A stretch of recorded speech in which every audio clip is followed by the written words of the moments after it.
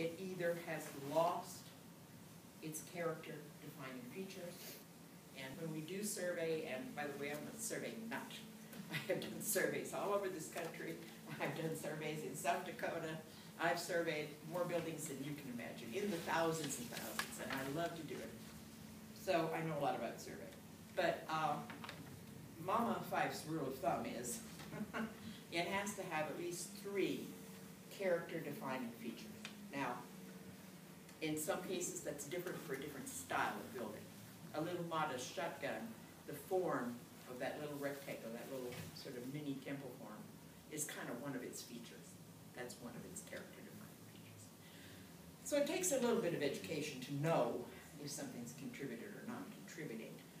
In a district, it's also a lot easier, the rules, the regulations are relaxed a little bit more than they are if you were thinking, for example, if you were out in the country and you had an individual building and you wanted to know whether it was eligible for the National Register.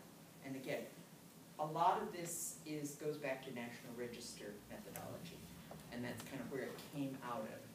If you had an individual, a little shotgun out in the country that probably had aluminum siding that still had maybe Mama Fife's 3, maybe a porch, maybe some decorative edge, and a form, you would still probably not be eligible individually for the National Register.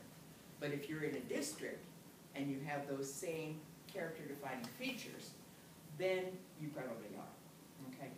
If a building has lost all of its integrity, and that, by the way, integrity is not necessarily mean, it doesn't mean it's it doesn't mean dirty or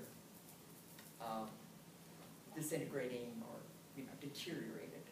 Integrity has to do with how you can bring it. For example, a little old building that doesn't have any paint on it anymore, but still has a good amount of its, let's say, clapboard sidings, may still be reasonably high in integrity, even though it doesn't have maybe the beautiful things we'd like to see on it. Original fabric is really, really high on the list of what makes something have integrity.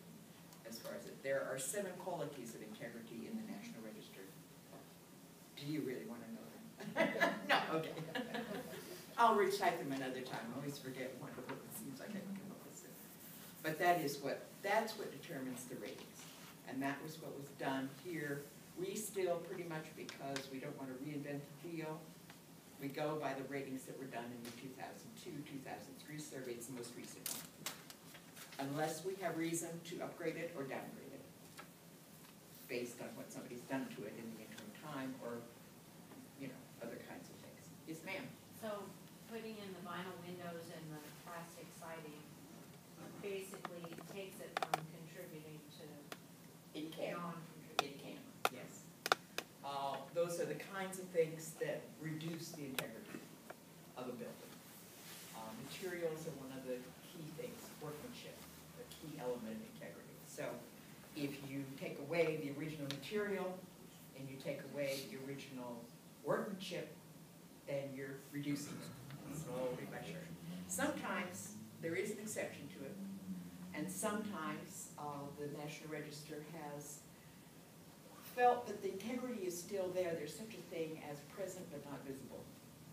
So if the and this happened one time when we were working on a project for a landscape. It was really marvelous.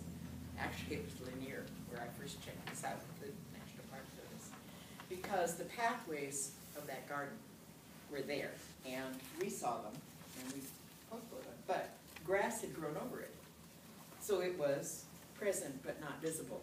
But I didn't know, so I called my colleague at the National Park Service. I said, can we consider that those paths are still character-defining features of this landscape? We said, yes, present but not visible. If you cover siding over something and still keep the original siding under it, it's not recommended, but it might still be under that category, present but not visible. It's better than tearing it all off, but yeah, it does reduce the integrity. More questions? What resource do you have to find out a specific house's designation when we're Our survey, I have a copy of each and every sheet of the survey. I also have it electronically if you want to know how yours was rated. And it's on, Easy. if you go to the National Park Service website, I found it. Oh, and did you It's get, well, you online. probably got the National Historic Landmark version. That doesn't include those that we had to eliminate. Okay.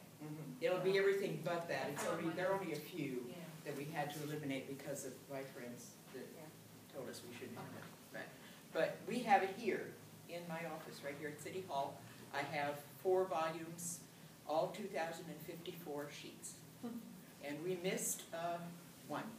Sorry. Probably yours, Fred. We missed the building that Bob Green, it was covered at the time, I think, by mounds of old automobiles that were all around it. We somehow, our surveyor didn't get there. And where would you find it online? As far as, she's talking about the National Right, Historic you Landmark. had mentioned it online as well, I thought. No, Okay. it's not online at that point. It's electronically on my computer. Okay. But, and I think maybe at some point it would be great. The only problem is, I need to figure out how we can put it online and then have people access it easily. Because the database that we created for that survey is in the program Access, which isn't maybe as easy for a lot of people to use. So it's not as user-friendly as it would be. So we'll have to figure out how we can do that before we can put it up on the website. And when are you here? I am here 8 to noon, 5 days a week. And if I'm not here, I'm down at the Resource Center at 225 East Main from 2 to 5. And if all of those things fail, call me on the cell phone because I'm running around taking pictures or doing something else. Thank you. Any other questions? This information can include the ONA under contributing to that you have? Yes, it does indeed. ONC. ONC, I'm sorry. Yeah, but when we did the survey, and this is based on that original survey, we used the typical methodology because we wanted it to be approved by the state. And so we took 2 kinds of ratings. One rating was whether or not it contributed to the National Historic Landmark. The other rating was typical of surveys, and that's what I've told you about, the outstanding, the notable, contributing, and not contributing. Do any of our board members have thoughts and things to contribute to this little discussion? Yes, Mike? I know Rhonda's gonna love this, but Rhonda Digg is here from Historic Madison. Yes, she is. And she is probably one of the best people if you have some architectural salvage that you either want to donate to Historic Madison, or you're looking for a window, a door, a column. This lady knows a lot about that. Stand up, Rhonda knows a lot about everything. She's a great resource. Rhonda's a great Thanks, resource. Mike. Right next to his link too. And that's great. Another And we had Rhonda on the board for a couple of months. Yeah. And we made good use of it. But that is a resource if you are looking. HMI, we have all the documents too. You got part of that. You have as well. That's right. Yeah, HMI we have- originally did the survey. Right, They were the coordinating agency for it. And so the original versions of that are in their offices. And I go over, we're not able to digitize the photographs yet. Yes? Did you say? HMI did what? They coordinated the survey that we did for the National Historic Landmark Project. Oh, the landmark. For the Landmark. NHL project, yeah. They were the recipient of the grants. Yes, ma'am. You might talk a little bit about the guidelines as opposed to the ordinance. Very How is good. that different? How does that, does one trump the other? What's the deal? Well, we have have had a lot of discussion about that. Obviously, the ordinance it's an ordinance. And it doesn't give you lots of flesh and blood and detail, you know. The guidelines are meant to flesh out the ordinance.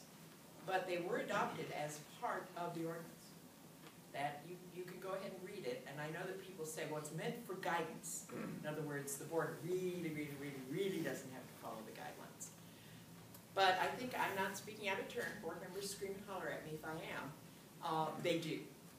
Every board member I think that's here today will say that what they look at those guidelines as a way to try to help understand what the ordinance means. because the ordinance itself is pretty simple. And it should be, I mean, it's a simple document. Most other commissions, they call them commissions or boards of reviews, have guidelines and a staff. And anyone as big as ours do, sometimes they have several people, I think. So that's because the nature of the law is such that you can't give things like examples. You can't say, in this type of building, in a federal building, it's better to have a 6-panel door than one upper light door. I mean, you'd be at it forever and never get anything approved. But as far as I can see, for what I believe is this, and this is kind of personal, I think the ordinance is like, it's our foundation. But what the building that's on it, the thing that we live with and the thing that we live within are the guidelines.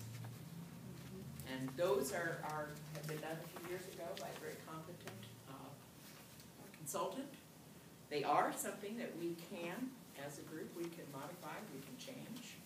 We can see how they work for our situations. I think for the most part, most of us feel that they work pretty well. Maybe a little hard to have two, one for commercial, one for residential, where we might combine them maybe in one, but I think they're pretty good. Does that help? Yeah, because I know that comes up sometimes, it's confusing, and Yeah.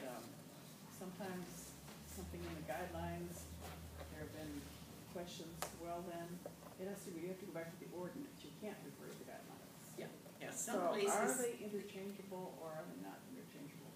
Well, yeah, they should work together. They should, I yeah. agree. And some cases that's true. Some places a particular issue isn't really covered in the guidelines, then we have to look at the ordinance, and vice versa. If something in the ordinance isn't completely understandable or fleshed out or covered, then we look at the guidelines. But basically, I think one is overlaid on the other. Any other ideas, Matt, from some board members? Good. If you have no more questions, I'm happy. You might want something to eat too. A history question. Okay.